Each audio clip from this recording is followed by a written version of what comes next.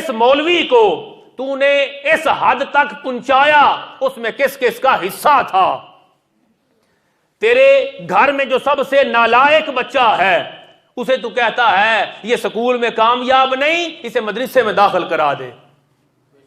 जो जिसको दुरुस्त सुनाई नहीं देता, जिसको पूरा दिखाई नहीं देता और जिसको मुकम्मल सुझाई नहीं देता, जिसकी समझ बूझ पूरी नहीं, उसे तू दीन सिखाने के लिए डाल देता है और वह पूरा दीन पढ़ता भी नहीं, फिर उसे निकाल के ले आता है और उससे तू रहनुमाई लेता है। मैंने अर्ज किया था कि ये एक सितम हुआ कि दीन और दुनियावी तालीम को जुदा कर दिया, ये भी कुफर की साजिश थी।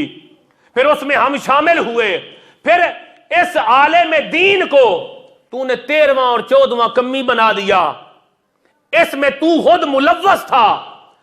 जो मुआशरे के अंदर वकार था उसको कम करने में मुसलमान का हाथ है।